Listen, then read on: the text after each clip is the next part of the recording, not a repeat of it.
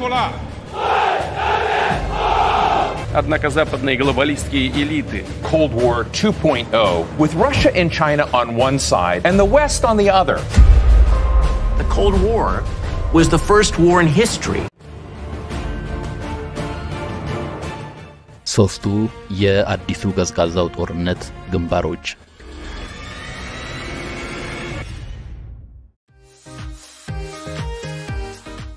ደስታው እዚህ ይጀምራል የሚሉት ይህን ዝግጅት የደገፈልን ዲኤምሲ ሪል ስቴት ነው። ዲኤምሲ ሪል ስቴት አሁን ደግሞ 25% ታላቅ ቅናሽ በማድረግ ከብር 590 ሺህ ጀምሮ ድጋሚ የማይገኝ እድል ይዞሎት መጥቷል። ዲኤምሲ 50% የባንክ ብድር የተመቻቸለት ከስቱዲዮ ጀምሮ እስከ ባለ 4 መኝታ ቤት 10% ብቻ ቅድመ ክፍያ ከፍለው ቀሪውን ቀስ ብለው በግንባታ ሂደት የሚከፍሉት ዲኤምሲ ሪል ስቴት አድራሻችን ለቡ መብራት ኃይል ከቻድ ኤምባሲ ፊት ለፊት። ለበለጠ መረጃ በ0923 3686 ወይም በ0937 62 88 38 ይደውሉ። DMC Real Estate. Їх спадщина, і вони це забирають. As long as he continues to believe that somehow he will prevail, he's likely to continue.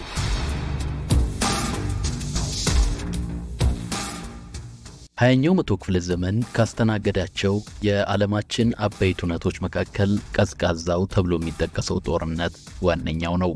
በዚያ ጦርነት ሁለት የፖለቲካ ሳይንስ ንባበ ቃላት ሁለቱን የፍልሚያ ጎራዎች ወክለው በስፋት ጥቅም ላይ ውለዋል። እነኚህ ንባበ ቃላት ታላሶክራሲና ቴሎሎክራሲ ተብለው ይታወቃሉ።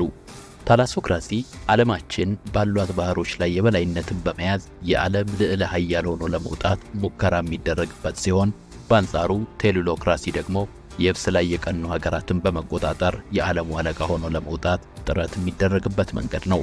በዚህ የክልኤ ዋልታ ወይም ባይፖላር ስርዓት ረገድ ምዕራባዊቱ ሀገር አሜሪካና ሶቪየት ህብረት ቢጤዎቻቸውን ከጀርባ አሰልፈው ለሉላዊ የበላይነት በእጅጉ ተፎካክረዋል።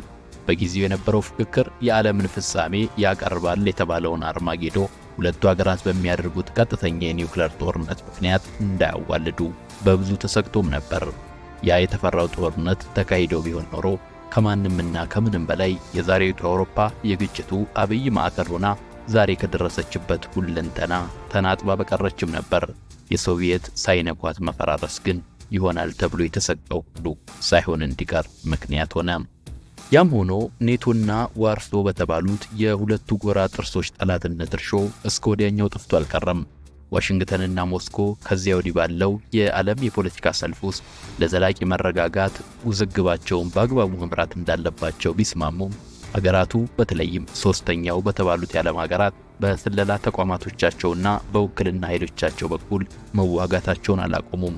እንዲህ ባሉት ልብጥ ግጭቶች CIA እና KGB በፈንቅለ መንግስታትን ከማቀነባበር ጀምሮ ኢላማ በተደረጉ ግድያዎች፣ በስለላ ተግባራት፣ በህቡ ተልእኮች፣ በስነልቦና ኦፕሬሽኖች፣ በዲፕሎማሲያዊ ሴራዎች፣ በርስ ጦርነቶች አማጽያንን መሳሪያ አስታጥቆ በማነሳሳትና ወዘተርፈ በመካከለኛው ምስራቅ ከሳራ በታች ባሉ የአፍሪካ ሀገራት፣ በእስያ፣ በላቲን አሜሪካና በካሪቢያን የተለያዩ እንቅስቃሴዎች ውስጥ ተነክረው ቆይተዋል።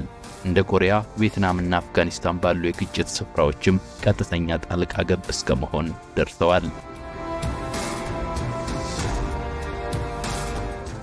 Instead, the Cold War was conducted through economic means, psychological means. They envisioned the entire world Sovietized, communist style. Mr. Gorbachev, tear down this wall. የቀዝቃዛው ጦርነት ማክተምን ተከትሎ ለጊዜውም ቢሆን ብቸኛ ወይም ዩኒፖላር ስርዓትን የወለደ መምሰል በርካታ የምዕራብ ዓለም ምሁራንና ፖሊሲ ነዳፊዎች ዓለም በአሜሪካ ቁጥጥር ስር ገብታለች የሚለውን ሙዚቃ ከማቀንቀን አልፈው ሊበራል ዲሞክራሲ፣ አዲስ የዓለም ስርዓት፣ ነፃ ገበያና የምዕራብ ዓለም የሰብአዊ መብቶች ጽንሰ ሐሳብ በዓለም አቀፍ ደረጃ ተንሰራፍቶ የማየት ምኞታቸውን ለእርግጠኝነት በቀረበ ድምዳሜ እስከ መናገር ደርሰውም ነበር። ሆኖም ይህ ተምኔት ተውኔት ሆኖ በአንዳንድ ሀገራትና መንግስታት ከመተወን ውጪ እውን መሆን ሳይችል ቀረ። ባናቱም ድህረ ሶቪየት ፍርሰት የመጡት 20 ዓመታት ቀውስን፣ ተርምስን፣ ስርዓት አልበኝነትን፣ ጥርጣሬን፣ ደም መፋሰስን፣ የማያባሩ ጦርነቶችን ብሎም በአይነታቸው ያልተለመዱ የግጭት ቅርጾችን ወለደ። በርካታ አካባቢዎችና ቀጠናዎች በተከሰተባቸው ቀውስ ከነበራቸው የተሻለ ቁመና ወርደው ከመኮማተር ጀምሮ ውስብስብ ለሆኑ ግንኙነቶች ከመበታተንና ከወረራ ጋር ለተያያዙ ስጋቶችም በእጅጉ ተጋለጡ። እንዲህ ባለው ወለፈንዲ ምክንያትም ነብሮ የኖረውን እውነታ ላለመቀየር በተቸነከሉት እንደ አሜሪካ ባሉ ሀገራትና የዓለሙ ስርዓት ለውጥን ይሻል በሚሉት ሌሎች ኃይሎች መካከል ስትራቴጂያዊ ወደረኛነቱ የሸፈነውን አቧራ አራግፎ ዳግም እንዲነሳ ምክንያት ሆነ።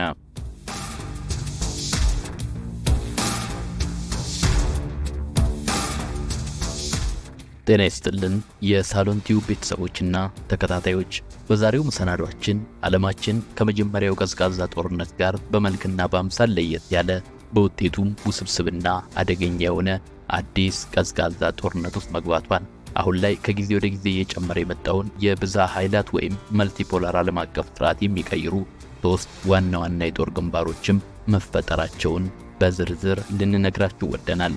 በእነኚህ ሶስት ግንባሮች እነኚህ ብዛ ኃይላት ብቸኛ ኃይል ወይም ዩኒፖላር ሆኖ የመውጣት ሌላ ውጥረት ውስጥ የመሆናቸው ጉዳይ ደግሞ የብዙ የነገሩ አጥኚዎችን ቀልብ ሳቢ አድርጎታል። እንዴት? ሁሉንም ወደ እናንተ የምናደርሳችሁ ይሆናል።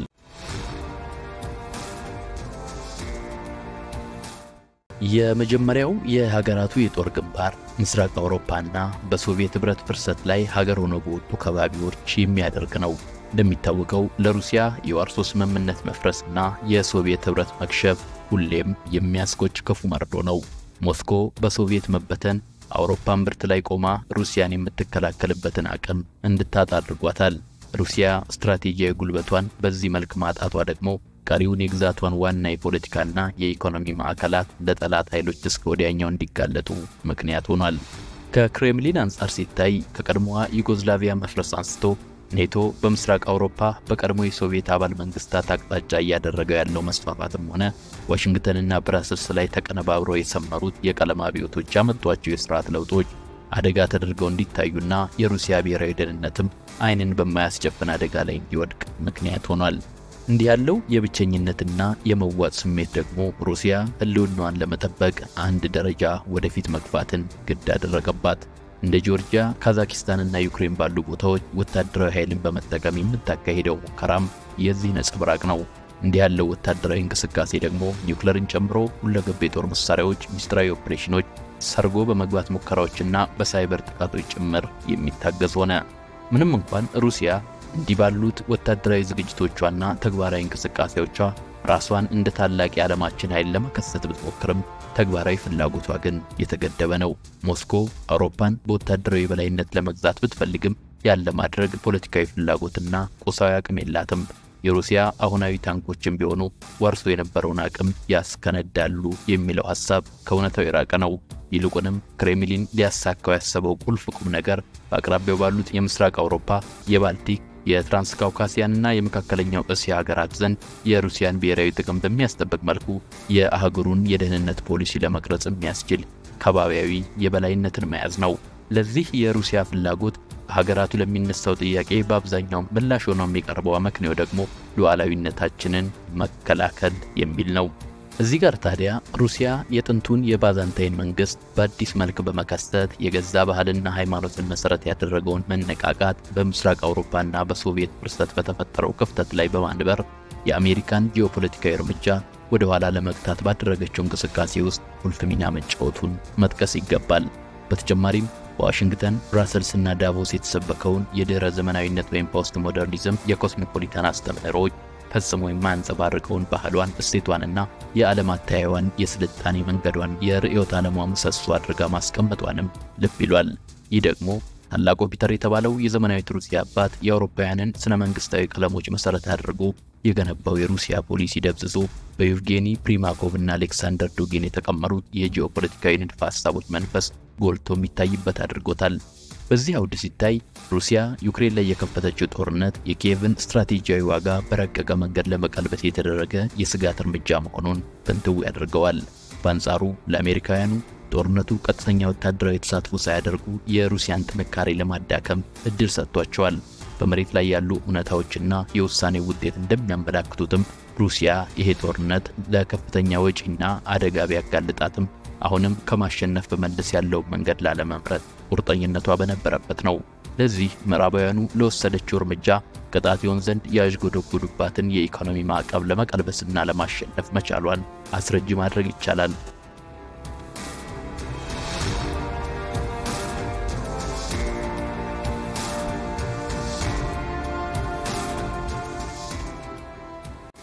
የሆነ ሆኖ እስካሁን ባለው እውነታም ከተመዘነ ሩሲያ ገዢ የሆነውን የዩክሬን ግዛት በመንጠቅና ብዙ ኪሳራ በማድረስ ስትራቴጂያዊ ትርጉሟ በብዙ መልኩ እንዲሳሳ አድርጋለች።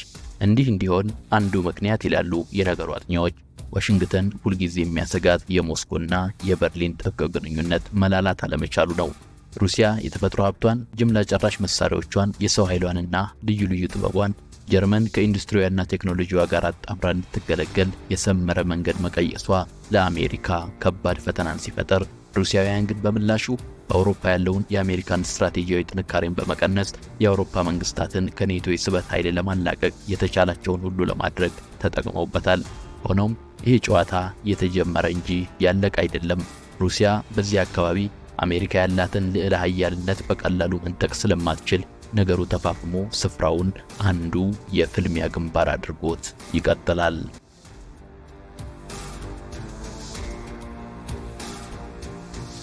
ሁለተኛው የጦርነቱ ግንባር መካከለኛው ምስራቅ ነው። መካከለኛው ምስራቅ ነባር አስተዳደሪት ባህልን ፍላጎታቸው አድርጎ በቀጠሉ ሀገራትና በወሳኝ የዓለም ንግድ መስመርነቱ መስቀለኛ መንገድ ላይ የሚገኝ ቀጠና እንደመሆኑ መጠን ከቀጠናው ውጭ ያሉ ኃይሎችን ተሳትፎ የሚስብ ማግኔት መሆኑ ግልጽ ነው።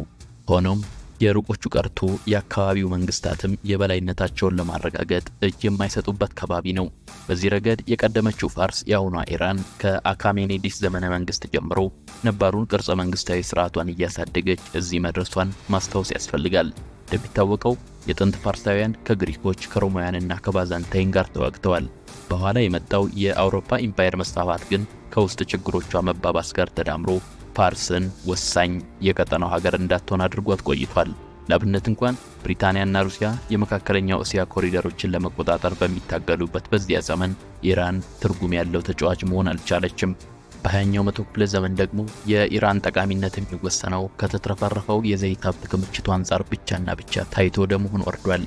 በቀዝቃዛው ጦርነት መጀመሪያ ላይ ጠንካራ ብሔራዊ ስሜት እንደነበረው የሚነገርለት ጠቅላይ ሚኒስትር መሐመድ ሞሳዴቅ በሲአይኤ ሴራ ከስልጣን መውረዱ ከፍተኛ ህዝባዊ ቅሬታ ፈጥሮ የነበረ ቢሆንም ኢራን የቱንም ያህል ከቱርክና እስራኤል ባላንጣ ሀገር ብትሆን እንኳ አሜሪካ በቀጠናው ላላት ፍላጎት ሶቪየት ህብረት ተደግፋቸው የነበሩ የአረብ መንግስታት ተጽዕኖን ሚዛን በማስጠበቅ ረገድ ስትራቴጂያዊ አጋር ሆና ቆይታለች። ሆኖም በምድሯ የተከሰተው ድንገተኛ እስላማዊ አብዮት የጨዋታ ለውጥ ተከሰተ። አዲሱ አገዛዝም በአጎራባች ሀገራትና ከዚያ ባሻገር ስትራቴጂያዊ ውጥረቶችን የሚያቀጣጥሉ ካርዶችን መዘዘ። አሜሪካም በኢራን ኢራቅ ጦርነት ሁለቱንም ወገኖች በማስታጠቅ እርስ በርሳቸው እንዲተላለቁ በማድረግ ምርት ለማፈስ ብታልምም ሳይሆንላት ቀረ። ከዚህም ባሻገር አፍጋኒስታንና ኢራቅ ውስጥ የተደረገው የአሜሪካ ወታደራዊ ጣልቃ ገብነት ቴህራን ቀጠናዊ በላይነቷን ለማግኘት የሚያስችላትን ጠቃሚ ዕድል የፈጠረ ሆነ። ቀውሱን ተከትሎ በሀገራቱ የተፈጠረውን ትርምስ ኢራን ሃይማኖታዊ ኑፋቂ የወለደው አድርጋ እግሯን ለማራዘም እንደ መሰላል ተጠቀመችው። ከዚያን ጊዜ ጀምሮ ኢራናውያን ቴህራንን ማዕከል ያደረገ የሺዓ አስተምህሮን የበላይ ማድረግን ጂኦፖለቲካዊ ፕሮጀክታቸው አድርገው መስራታቸውንና ብዙ ሀብት ማፍሰሳቸውንም ቀጠሉ። ተመሳሳይ አስተሳሰብ ለሚጓሯቸው ሆነው መንግስታዊ ላልሆኑት እንደ ሄዝቦላ፣ ሐማስ፣ ሀውቲና እንደ ከሰሙ ማህዲ ካሉ ታጣቂዎችም ጋር ስትራቴጂያዊ አጋርነት በመፍጠር አካባቢውን በእጃዙር ለመቆጣጠር ጥረት ማድረግ ጀመሩ። በዚህም ምክንያት በሆርሙዝ ባህር ዳርቻ የባህር ላይ እንቅስቃሴን ከመዝጋት ጀምሮ በአካባቢው ሀገራት ዘንድ በሚደረጉ ጦርነቶች የኢራን ስም ደጋግሞ መነሳቱን፣ ተጽዕኖዋም በሌቫንት፣ በሜሶፖታሚያ፣ በአረብ ባህረ ገብ መሬት፣ በፋርስ ባህረ ሰላጤና በመካከለኛው እስያ ጭምር ጎልቶ እንዲሰማ ምክንያት ሆነ።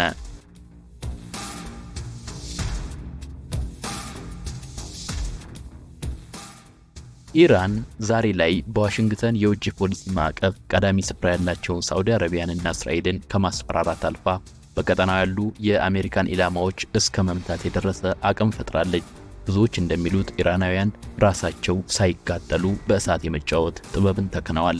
የሚገርመው ግን ይህ ሁሉ የኢራን ቀጠናዊ የበላይነት ፍላጎት ምክንያት የሚያደርገው ጸረ ኢምፔሪያሊዝምንና የሺዓ አስተምህሮ የበላይነትን በማረጋገጥ ብቻ መሆኑ ነው። ሆኖም የቴህራን ትልሞች እዚህ የደረሱት ያለ እንከን ተራምደው አይደለም። አገዛዙ ከዋሽንግተን ኢየሩሳሌምና ሪያድ አልፎ እስላማዊ መንግስት እየተባለ ከሚጠራው የሱኒ ጂሃዲስት ኃይሎች ጭምር ከፍተኛ ተቃውሞ ገጥሞታል። ያም ሆኖ ኢራን እስካሁን ቀጥተኛ ወታደራዊ ግጭት ውስጥ ከየትኛውም ሀገር ጋር ባትገባም የእስራኤልና የሐማስ ጦርነት እንደ ሰደድ እሳት እየተስፋፋ በመምጣቱ አስፈሪው የጦርነት ትዕይንት መላውን ከባቢ ማስጨነቁን ይዟል። ለእስራኤል ባደረገችው የማያወላውል ድጋፍ የተነሳ ደግሞ በዚህ ቀጠና በሚወለድ ማንኛውም ቀጥተኛ ጦርነት አሜሪካ ተሳታፊ የመሆኗ ሀቅ ግልጽ ወጥቷል።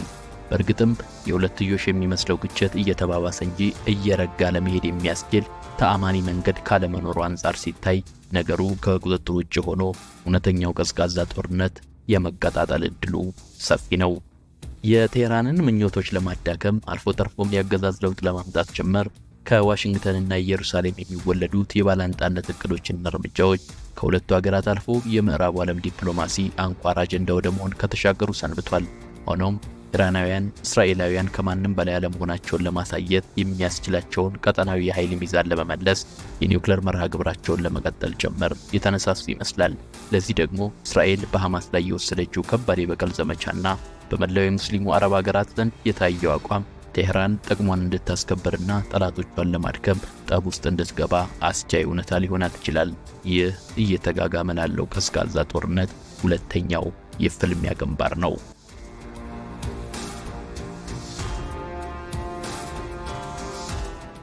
Taiwan is perhaps the most sensitive flashpoint between the US and China. China's ultimate goal, take back Taiwan. ሶስተኛው የጦር ግንባር ኢንዶ-ፓሲፊክ አካባቢን ማዕከል ያደረገ ነው። በዚህ አካባቢ ቻይና በቀደምት ብልጽግናዋ ስልጣኔዋና ባህሏ ለብዙ ሺህ ዓመታት ታዋቂ የነበረች ታሪካዊት ሀገር እንድትሆን ያደርጋታል።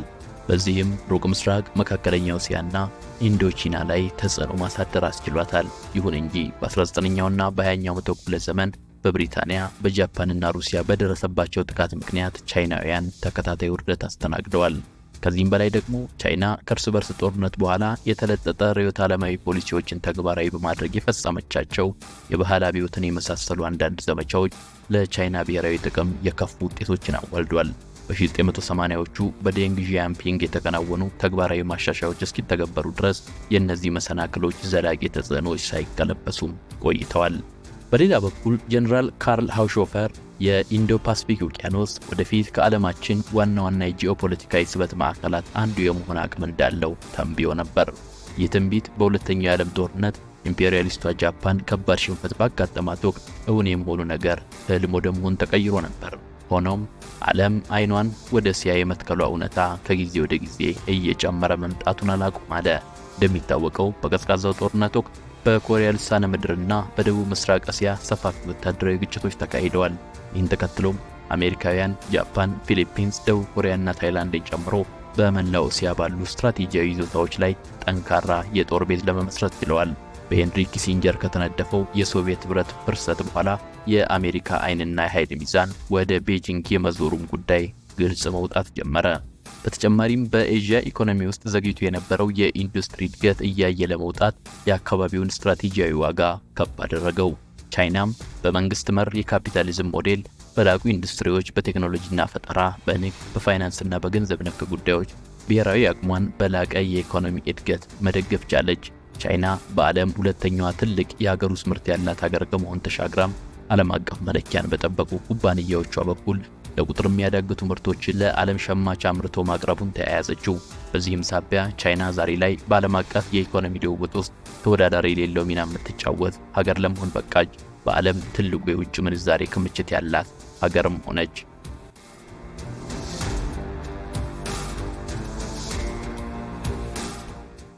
ቻይና በዚህ ልክ ኃያል ሀገር ሆና ስትወጣ ግን የምዕራቡ ኃይል ያለችበት ጂኦፖለቲካ ተገዳዳሪ ሆኖ ከመነሳት አልታቀበም።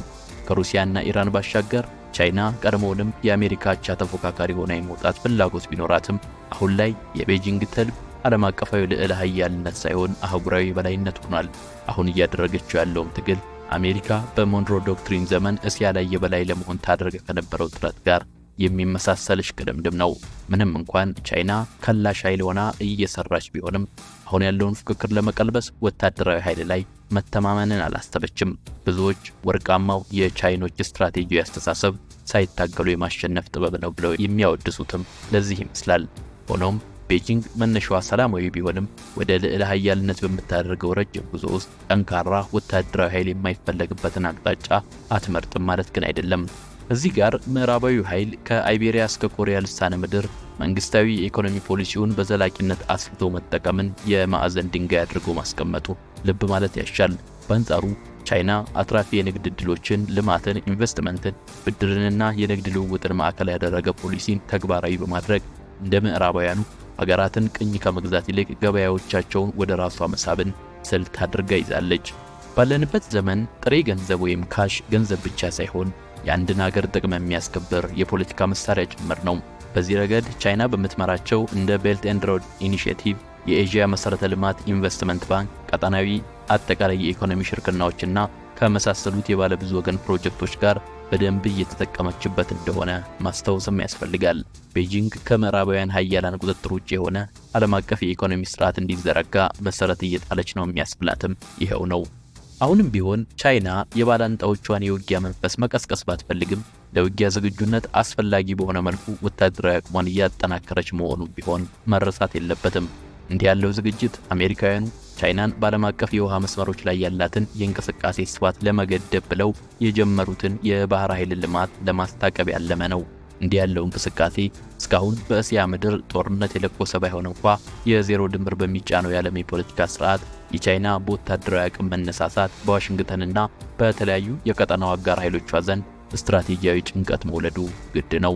ደግሞም ከባቢው ከጥቂት ዓመታት በፊት በድንበር ግጭት የህንድና የቻይና ወታደሮች በዱላና በድንጋይ የተገዳደሉበትን ታሪክ ያስተናገደ ከመሆኑ ጀምሮ የሰሜን ኮሪያ ወታደራዊ ጡንቻ እየፈረጠመ የመጣበት፣ ጃፓን በወታደራዊ አቅም መልሳ የደረጀችበት፣ በአሜሪካና በቻይና መካከል ያለው የንግድ ጦርነት እየተቀጣጠለ ያለበት፣ የአካባቢው ጂኦፖለቲካዊ አስተላለፍ የተቀየረበት፣ በማዕከላዊ እስያ የእስላማዊ ታጣቂዎች ስጋት ያየለበት፣ የታይዋን አወዛጋቢ ሁኔታ አልፎም ቤጂንግ ከማኒላና ቶኪዮ ጋር የባህር ላይ ይዞታዎችን ለመቆጣጠር ፍጥጫዎች ውስጥ መግባቷ የአካባቢው ሁኔታ ወደ አስቸጋሪ አቅጣጫ እየሄደ ለመሆኑ ተጨማሪ አመላካች ነው። በእነዚህ ሁኔታዎች ውስጥ በቻይናና በአሜሪካ መካከል ልዕለ ኃያል ሆኖ ለመውጣት የሚደረገው ፍትጊያ ነው እንግዲህ ይህንን አካባቢ ሶስተኛው የጦርነቱ ግንባር ተደርጎ እንዲወሰድ የግድ የሚያደርገው።